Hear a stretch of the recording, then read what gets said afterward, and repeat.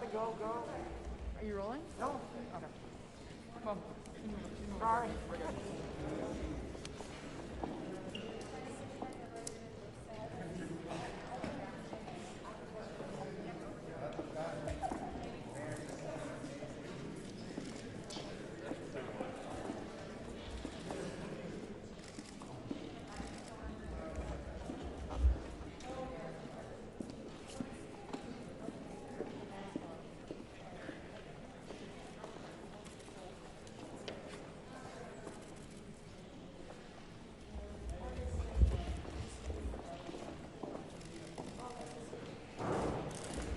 Excuse me, young man.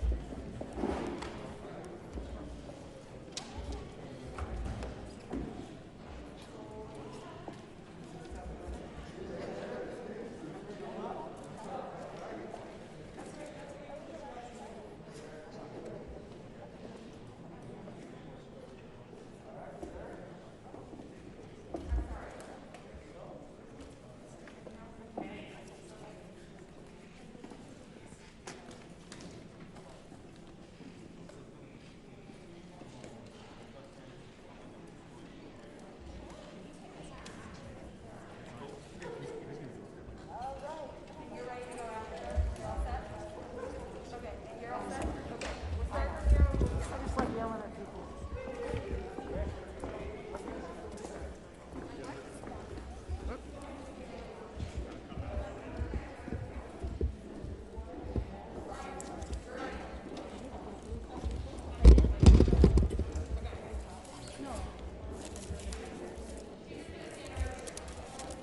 Good job, sir.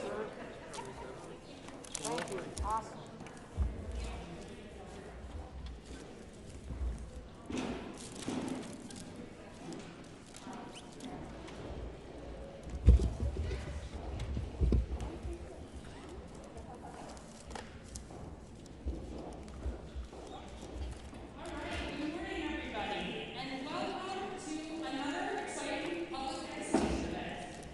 We are here today at another one of the City of Chicago's Points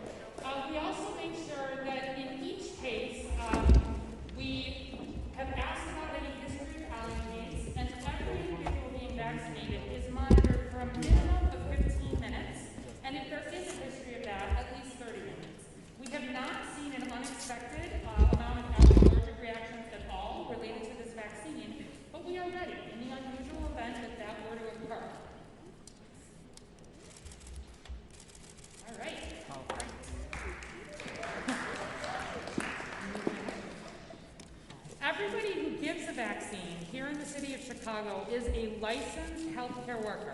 They've had specific training in how to give vaccines safely.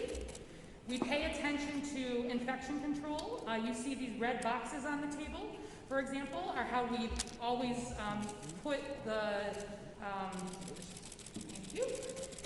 syringes after vaccination to ensure that there are no sharps available. Perfect. And you can see the speed with which we're moving through vaccines here. The goal in these mass vaccinating sites is to ensure that we can do vaccines safely and efficiently with all of the appropriate monitoring.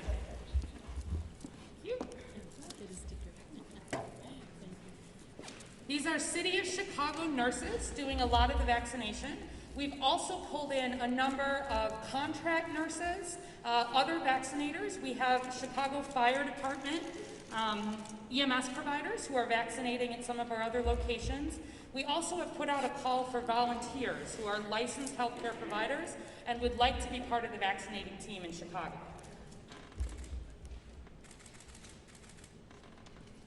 All right, perfect. So let's give a congratulations to this first round of the 5, and then the vaccinators are going to move over to the back and be working on getting the rest of that going. Thank you again, and congratulations.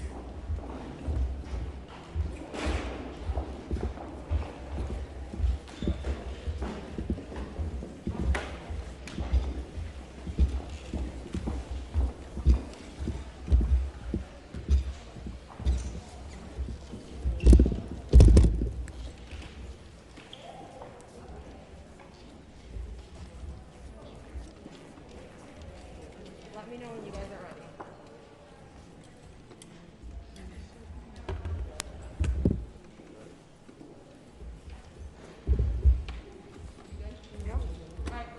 Okay. All right, good morning, everyone, and thank you all for being here. I want to extend my thanks to Alderman Derek Curtis, whose ward we are in, City College's Chancellor Juan Salgado, not only for his participation and support of our vaccine program, but for everything he does every day to support students in our city, and of course our Public Health Commissioner, Dr. Allison Arwady. I'm incredibly excited to announce Chicago has reached its latest step and a key step in our city's vaccination journey. By next week, Chicago will have a total of 6 new mass vaccination sites to increase distribution, equipped to distribute as many as 25,000 shots every week. Known as points of dispensing, or pods, these sites will expand our vaccine distribution through our current phase known as 1A, which includes non-hospital and other community-based healthcare workers, and extend our reach as we transition into our next distribution phase, 1B, which will begin very soon, and I'll elaborate on that in a moment.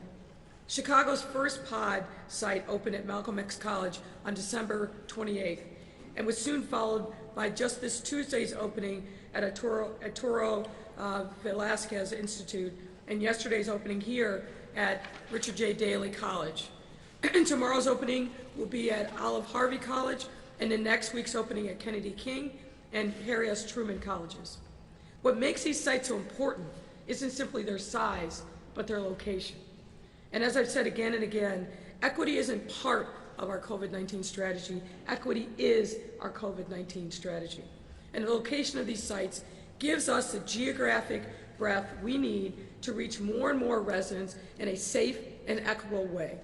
And I want to reiterate my thanks to the many city employees, some of whom you see here today, who have been instrumental in bringing these sites online and making this moment possible. I also want to thank Team Rubicon and the Salvation Army, and of course the City Colleges itself. As I mentioned a moment ago, we'll be boldly transitioning into our next vaccine distribution phase, known as 1B. And following our initial launch and ongoing distribution of vaccinations to our frontline healthcare workers and residents and staff at long-term care facilities. This next phase will prioritize workers in essential industries, including emergency services personnel, people at high risk for COVID-19 illness due to underlying medical conditions, and people 65 years or older. However, it's critical to remember that just because more Chicagoans are being able to be vaccinated doesn't mean that we should let our guard down. Quite the opposite. COVID-19 is still very deadly, and even if you are vaccinated, you may be able to transmit the disease to those that aren't and potentially spread this disease further. That is why we must continue to be safe and act responsibly. And let me clarify, it's important that folks who get vaccinated get the second dose to minimize any kind of spread by themselves and inoculate themselves. We have to continue wearing face coverings, socially distance, and wash our hands regularly, as well as travel only when necessary and avoid gatherings with those who live outside of our households. More information about this new vaccination phase and ultimately all forthcoming phases will be available at our website, chicago.gov/COVID-VAX. That's chicago.gov/COVID-VAX, which we are actively revamping to provide more clarity for folks about when and where they can get vaccinated. In the coming weeks, we will be building on our success even further by expanding into new vaccination sites, announcing robust communication strategies that will target our hardest to reach communities, and communicating with residents about when they can get their vaccination, as well as other mass sites that we will be rolling out to accommodate the general public. However, for us to be successful as we must be, we have to continue building the trust of our Black and Latinx residents to take this vaccine. I've talked about this before, and I'm going to talk about it continuously throughout this vaccination period. The reality is that many of our Black and Latinx community members are skeptical about getting the vaccine. They're standing on the sidelines. They're waiting. We're calling it vaccine hesitancy. Now, this skepticism is understandable, particularly given the historic and tragic legacy of racist mistreatment and abuse at the hands of our public institutions and the medical community against Black and brown Americans. That's why months ago we began working closely with community leaders and stakeholders well before we even received our first dose of vaccine to reassure communities about its safety and importance. And we will continue to do so until every single Chicagoan receives the vaccine treatment they need, which is their right. And just so you hear from me, our COVID vaccine is safe, period. I personally look forward to receiving my own vaccination soon. I will tell you from a personal standpoint, I'm talking to my 92-year-old mother about getting this vaccine through her healthcare provider and assuring her it is safe. I'm also having the same conversations with my siblings and other loved ones. I tell them the same thing I tell you. The vaccine is safe. If you've got underlying medical conditions, absolutely check with your healthcare provider, but it is safe and you should get it as soon as you are able. To all our Black and Latinx residents still unsure about its safety, let me just add that it's been Chicagoans like you and me who have not only been receiving the vaccine, it's been Chicagoan healthcare and medical professionals who look like you and me who have been ensuring its safety. And I can say that these vaccines that are on the market now included a large pool of diverse people who were part of the trials. That's why I have so much confidence that this vaccine is safe for us to take. My only wish is that we'd have enough doses to vaccinate everyone right now and finally move forward out of this terrible pandemic and to get our lives and our world back on track. But we will get there. I'm confident of that. Now, with that in mind, let me say again, as I've been saying now for some time, we are frustrated by the federal government's response to COVID-19 overall, but particularly the vaccine rollout, which has not delivered on its promises of the quantities that we've seen. In just the last 2 weeks, we have received less vaccine than we did initially. 2 weeks ago, the number fell to 38,000 first doses. Last week, the number dropped to 32,000 first doses. That is clearly the opposite direction of where we need to be going. At the rate we've been on, Chicago won't be fully vaccinated for another year and a half, and that is completely and totally unacceptable. We must accelerate the number of first doses that we are receiving on a weekly basis so we can get those doses into people's arms, as we saw today, and give people hope and safety that the end of this terrible pandemic is near. We have stepped up for the federal government because we had to in creating our first-class comprehensive distribution infrastructure. And now the federal government must step up for us. And by us, I mean the residents, not just of Chicago and Illinois, but of the entire country. We need a federal government who is on the side of the people, and the vaccine is the most critical thing that we need to be engaged with the federal government on right here, right now. We need more first doses all across the country. That is the only way that we can get this vaccine distribution process moving full steam ahead, regardless of what the circumstances are. We need that to happen, and we need it to happen now. I want to also take this opportunity to call on the federal government to provide additional COVID-19 stimulus. That is essential. We are all aware of the need to increase individual stimulus checks from $600 to $2,000. But we also need stimulus that supports our state and local governments. When it comes to stimulating our economies, our state and local governments are where the rubber meets the road. We can't recover in the way that we need to if we are not supporting state and local governments' efforts to do everything from vaccinations to making sure that our small businesses are taken care of, that we are providing direct relief to our residents. That's why it's so essential that we need to have federal stimulus. We can't rest until that happens, and we call upon elected officials in Washington, D.C. to make this the first priority of the new administration. Please, we need a federal stimulus package that is deep and wide and respects the role and necessity of state and local governments and the catastrophic effect that COVID-19 closures have had on our local economies. Regardless of the challenges that we face, we still continue, as we must, to move forward on this journey to vanquish this disease, to get our economy back on track, and to bring our lives back to normal. Today represents another important step and milestone in our journey.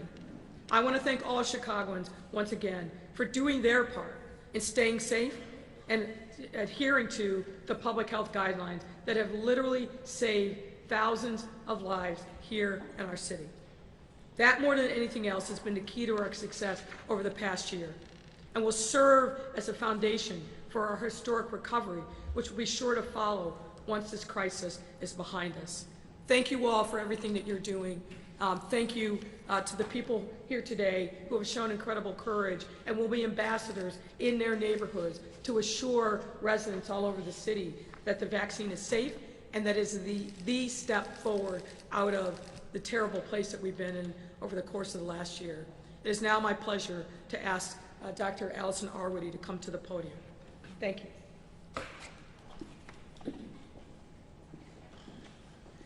Good morning, and thank you, Mayor. So the 10 people getting vaccinated today here in Chicago are 10 of more than 10 million that have been successfully vaccinated with their first dose across the United States. They're 10 of the more than 74,000 doses that have already been administered here in the city of Chicago. We are making good progress, but I do want to underscore and put a little more data behind the mayor's correct assertion that the main thing we need to grow our operation and be able to move ahead through these phases is additional vaccine. We're hearing a lot of good, promising talk at the federal level. We're hearing the incoming administration talk about pushing additional doses. We're hearing the outgoing administration talk about making all doses available. But here are the doses that the city of Chicago will be receiving next week. Last week, we received just over 32,000 doses of vaccine.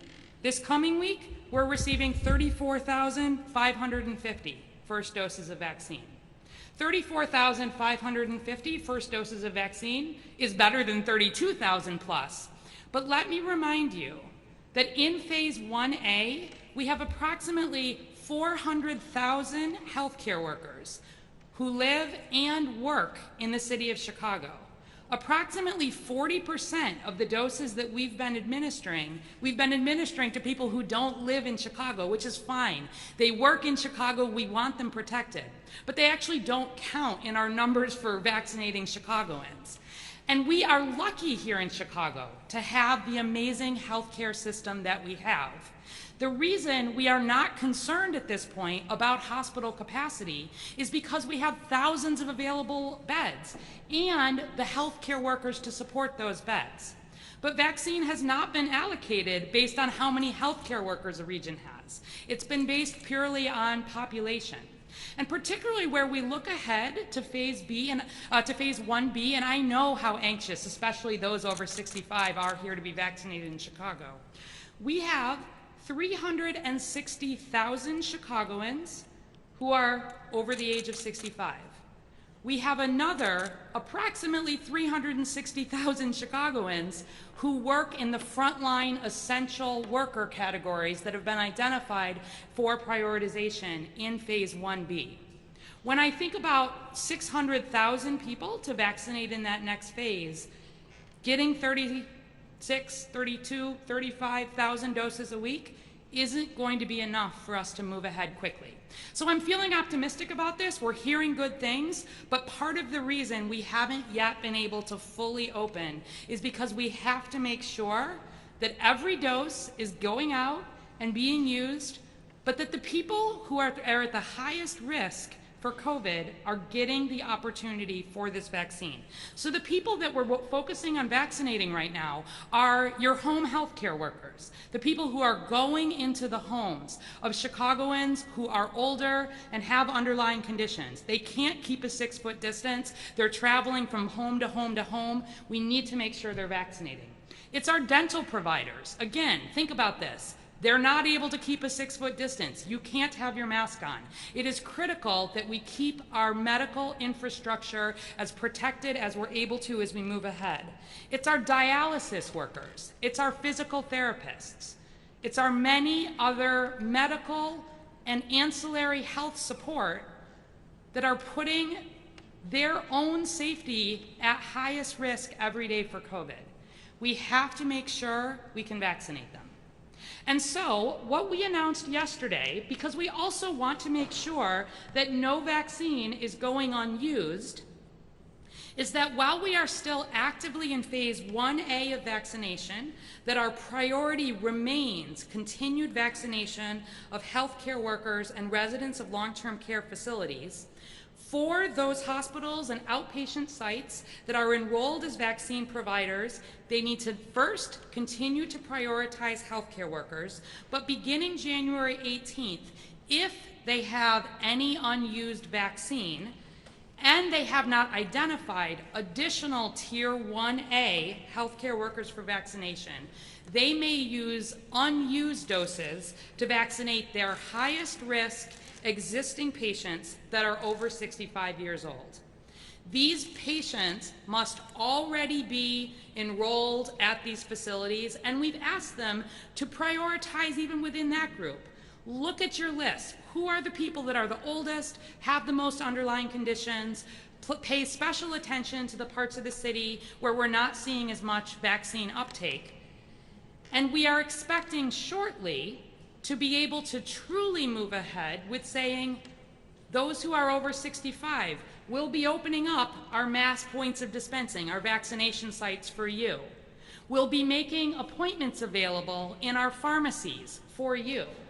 And importantly, we are working to get your doctors enrolled to be vaccinators. Just a week and a half ago, I could count on one hand the number of outpatient providers that we had enrolled to be vaccinators. We're up to more than 275 now and growing every day. We continue to grow our focus on long-term care. We have more than 275 of those facilities that are continuing to roll out vaccine. Progress is good here. I want to be very clear, there is no vaccine being wasted. I keep hearing misinformation about that. We also want to make sure all vaccine is being used but that we continue to make sure our healthcare workers get the vaccine that they need and that they deserve. So we're excited about moving forward, but I want to be clear that at this time, people over 65 do not need to register anywhere. If you want to make sure you've signed up to get our notifications for when it is your turn, you are welcome to enroll in Chai COVID Coach, as we've been promoting all along. We will let you know when there is the opportunity for you to be able to, when we are more able to fully move into this next phase.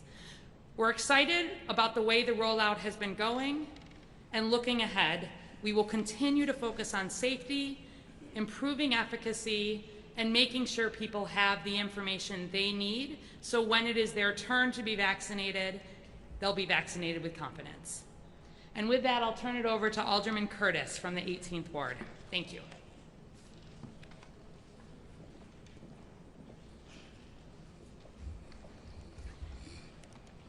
Good morning. In the past few weeks, I listened to a lot of skepticism in the black and brown community about this, taking this vaccine. This vaccine is proven to be safe for all ages, races, small or huge body frames. The sooner we take this vaccine, the sooner we get back to a normal lifestyle. The sooner we get back to block parties. The sooner we get back to our family functions. I want to thank our mayor for bringing this distribution to our community, and remember, we're all in this together. Thank you.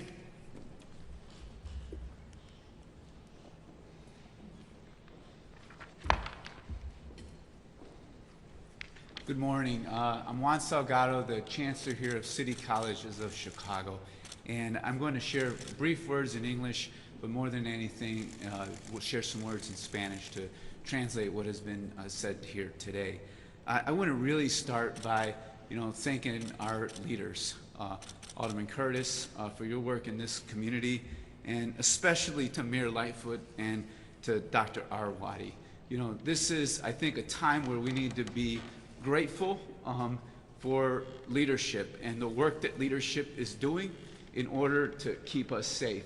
But for leadership to be effective, we too need to lead as heads of households by stepping forward when it's our turn and getting this shot, getting this vaccine, making sure that, as Alderman Curtis and Mayor Lightfoot and Dr. Arwady have said, that we can keep our families and our communities safe, and we can get on to the business of normalizing our lives.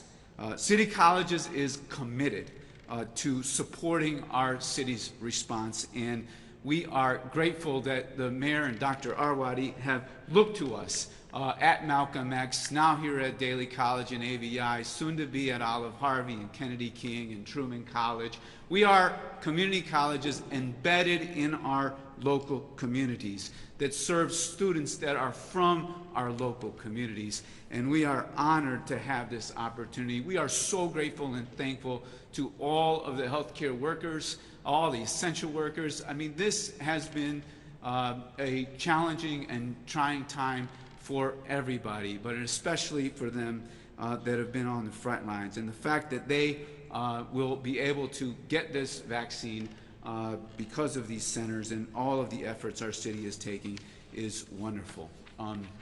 Let me just share a few words in Spanish. La próxima semana, Chicago tendrá un total de 6 puntos nuevos de vacunación masiva para aumentar la distribución de la vacuna contra el coronavirus. El primer punto PAD de Chicago abrió en Malcolm X College el 28 de diciembre, que fue seguido esta semana con la pronto apertura de puntos en el Instituto Arturo Velázquez y ahora en Richard J. Daley College. A mediados de la próxima semana abriremos puntos en Olive Harvey College, Kennedy King College y Harry S. Truman College. Estos puntos de vacunación ampliarían la distribución de vacunas en Chicago y a través de la fase actual, conocida como 1A, que incluye trabajadores de salud no hospitalarios y comunitarios. Pronto ampliará nuestro cubrimiento mientras pasamos a la siguiente fase de distribución 1B. Después de una exitosa distribución de vacunas a nuestro personal de atención médica de primera línea y los residentes y personal de nuestras instalaciones de cuidados a largo plazo, esta nueva fase 1B dará prioridad a los trabajadores en industrias esenciales, incluyendo el personal de servicios de emergencia, personal con alto riesgo de enfermedad grave por COVID-19 y personas de 65 años de edad o más. Sin embargo, como han dicho el día de hoy, es fundamental que recordemos que el hecho de que más habitantes de Chicago puedan vacunarse no significa que debamos bajar la guardia.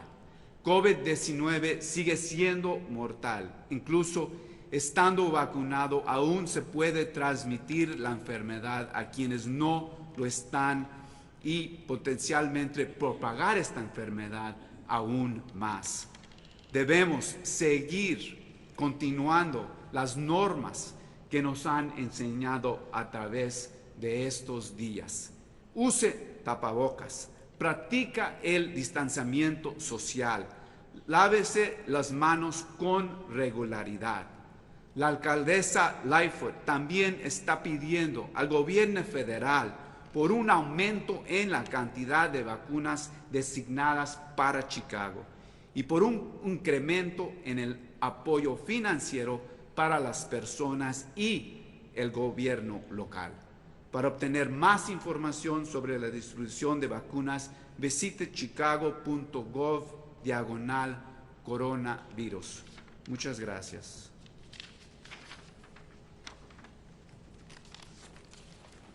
¿Habrá preguntas? Before I take your questions, let me also just add that the people who are here today that got vaccinated are all part of the Southwest Organizing Project, also known as SWAP. SWAP has been part of our effort that we launched weeks ago called Protect Chicago. Literally neighbors who are going door to door in their neighborhoods to help bring information about how residents can protect themselves against COVID-19. And I would be remiss if I didn't say thank you so much to all of you for all you do. Greatly, greatly appreciate it. So thank you. And now happy to take your questions. Hello, my name is Jenna Barnes. I'm a reporter with WGN. If people see these mass vaccination sites opening in their neighborhoods and they qualify, how do they sign up? How do they get in? Well, what they should do is go to our vaccination website, which is chicago.gov/COVID-VAX. That's COVID VAX. And then they're going to find information out about when we're moving into a particular phase that affects them. And what we're going to try to do, obviously, is have people sign up. I've watched with great distress what's happened in other parts of the country where people are lined up for hours and hours, particularly seniors, waiting to get vaccinated. We're not going to do that here in Chicago. We're going to have an orderly process, and we will be communicating with folks. They'll be able to sign up ahead of time to get their vaccination. But we just want to preview what's coming next. And again, we're going to still be in a healthcare setting in this initial phase of 1B, and encouraging hospitals and other providers to identify their patients, as Dr. Arwady said, that are 65 or over, particularly those that are most at risk, and make sure that they're prioritized in this next round. Our next question comes from Kai Martin, NBC5. Can you talk to restaurant owners about any hope they have for potentially reopening their dining? I am very, very focused on getting our restaurants reopened. If we look at the various criteria that the state has set, we are meeting most, if not all of those. So that's a conversation that I will have with the governor, but I want to get our restaurants and our bars reopened as quickly as possible. I said this the other day, you know, the restaurant setting in particular, highly regulated, you have inspections on a regular basis, they've gone above and beyond to put in mitigation controls inside of the restaurants. they are going to be one of the safer places. And what we've seen since the restaurants were closed down is a couple of things. One is people going into private spaces, whether it's hotel rooms, whether it's underground venues, and having these parties with no mask and putting themselves more at risk. If we have people and give them an outlet for entertainment in the restaurant space, in the bar space, we have much more of an opportunity, in my view, to be able to regulate and control that environment. People are engaging in risky behavior that is not only putting themselves at risk, but putting their families, their co-workers, and other ones at risk. Let's bring it out of the shadows. Let's allow them to have some recreation in restaurants, in bars, where we can actually work with responsible owners and managers to regulate and protect people from COVID-19. So I feel very strongly that we are very close to a point where we should be talking about opening up our bars and restaurants. Days, weeks? How soon could that come? I'd like to see it as soon as possible. But again, I will follow the public health guidelines. We obviously have to do this in conversation with the state. But I think we are at the point where we need to be talking about the when and not if. Thanks. The next couple of questions are for Dr. Arwady. Yeah. These come from Kelly Bauer, Block Club, Chicago. Does Chicago have any concerns about continuing to use curative tests after the FDA warned they could return false negatives? LA has stopped using them at some sites. I want to be just clear on one thing. The great majority, which is the city of Los Angeles, continues to use these curative tests as are being used around the world, around the country. There was a decision from a small number of sites in LA County that is a different operation than what we're doing here. But to hit on the root of the question, obviously we follow very closely everything related to any of our testing and anything that comes out from the FDA. There was an additional communication from the FDA where Curative was hoping to be able to expand its ability to use these tests. They were hoping to be able to use it in a way that did not have to be monitored, that somebody could do it, for example, at home. And the FDA said, no, we're not going to grant you that extension of your emergency use authorization. And they emphasized further that the best way and the best use for these tests is for people who have symptoms of COVID. But if you look at the way the labeling is actually done and the information that we send to everybody who registers for these tests, it does highlight that it can be used in the way that we are using it with appropriate information. And we have looked closely, and our rates of positivity, the way that these tests are performing in these neighborhoods is absolutely in line with what we are seeing in the other surrounding areas. We feel very confident based on what we've seen at this point related to this test. We do not have plans to move away from using it unless additional data were to come out. Okay. Among hospital workers who are hesitating to get the vaccine in Chicago, can you estimate what proportion are medical workers, like doctors and nurses, versus non-medical? So I'd like to highlight first that we are not done vaccinating hospital workers. We heard a lot of hospital workers say they wanted to watch and see their colleagues get that second dose, know that everything looked well before they were feeling like they wanted to step up. And we've just started second dosing in this last week. And so we are very strongly encouraging all of our hospitals to do another round with their own staff. We have anecdotally heard that what we see track is that the biggest predictor for whether somebody raises their hand first for getting vaccine is actually level of education. That's true across the country. That's true here in Chicago. And so broadly, I would say we have seen some of the doctors, for example, or the nurses, the people maybe with some more of education and who also have been closest in a lot of cases to direct care to COVID patients, being first to raise their hands. But we want everybody working in these hospital settings to be vaccinated ideally, and to have the information to be confident in that. So we have seen lower uptake among some of the support workers, whether we're talking about the people working in environmental services or cafeteria, dietary, or security in these hospital settings. But I don't see that as a major problem. I see this as now it's a chance to really ask again, now that we have excellent safety data locally here, where we've seen so many people getting vaccinated. So I don't have an exact breakdown because we don't report by occupation, but what we're hearing anecdotally and the way our maps look in Chicago is very reflective of those folks just being first, but we're not done. Gotcha. The next question comes from Alice Yin. Her question for you: the state of Illinois estimates 850,000 residents are eligible for phase 1A. How many Chicago residents qualify for 1A? For 1A? For 1A. So phase 1A, just to be clear, includes our long-term care facility residents and staff. We have 58,900 of those, and those doses have been set aside. We've received, in the first month, we had to set aside enough vaccine for all of those long-term care facility residents. We can't touch those. In the other first month, we received just under 100,000 other doses. We've estimated that approximately 400,000 other healthcare workers are in this group. So I'm not quite sure where that 800,000 number is coming from, but we are not through those 400,000. And so we expect to be soon. We're getting thousands and thousands of people vaccinated really every day here. But that is the estimate and that is based on surveys. It's not just the people who live in Chicago, it's the people who work in Chicago. Okay, thanks. Next question is from Carla Leal with Telemundo. Will the COVID vaccines that are currently being rolled out be a part of a once-in-a-lifetime two-shot process, or will these vaccines be an annual occurrence like the flu shot? Yeah, we don't know the answer to this question yet.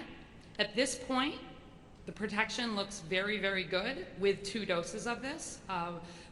Most of the experts expect that this would, at this point, be a more long-lasting vaccine than like an annual flu vaccine.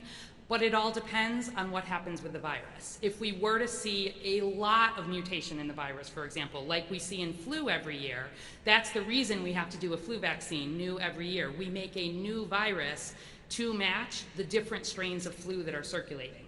The good news for COVID, although this most recent variant has gotten a lot of attention, we've not seen an amount of mutation that has threatened any of the vaccine that is in production. So at this point, with the amount of mutation that we've seen, we expect that this would probably be more long-lasting. But the good news is, because of influenza, if this were to become an annual thing, we actually have the capacity to be able to do that. A few questions from Becky BV with WBEZ. How do I know where I can go to get a vaccine? When will CDPH share a list of the 250 locations now administering them? So again, when there is an opportunity for individuals to be able to sign up for vaccine themselves, we will be sharing the website, the process for them to be able to do that.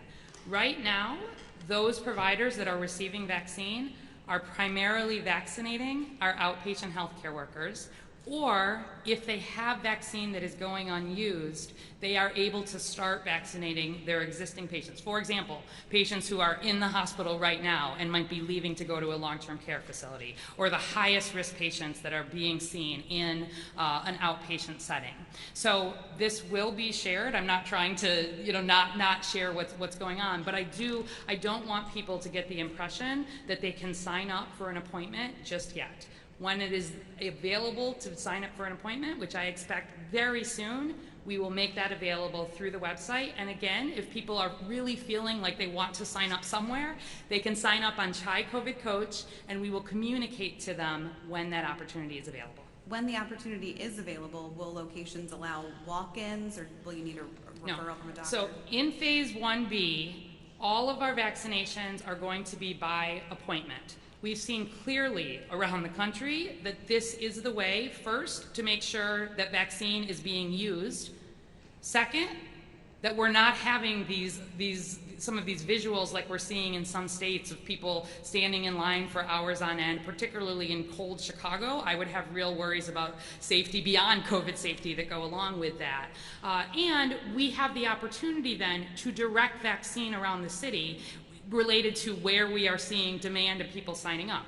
We will be directing additional vaccine, of course, to the parts of the city where we're seeing less vaccination, but we have to make sure that the demand is there to be able to do that. So just as phase 1A has all been by appointment, even healthcare workers cannot walk into these pods. We have been sending out the codes. They have then been registering for the date and the time and the location that works for them in 1A. We will be doing the same thing when we more formally move into 1B. People will have the opportunity to sign up first, ideally through their healthcare provider, otherwise through pharmacies, through our points of dispensing, and so on.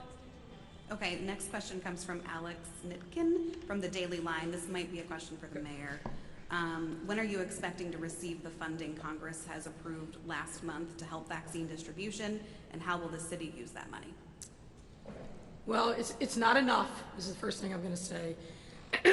Some of the formulas on distribution, I understand it, are still being worked out. So we hope to hear and get guidance from the U.S. Treasury Department soon on that. But we're anxiously awaiting the receipt of the monies that came through some of the formulas, both to support public health, schools, transportation, but a lot of that, the release of that information, we're still pending guidance from the Treasury Department. And a follow-up from this reporter, now that we know Democrats will have full control of the Congress, what are your hopes in the way of new direct funding for local governments that can make up for COVID-related revenue shortfalls, and can you give us a number? I hope that it's the first bill that gets to the President's desk.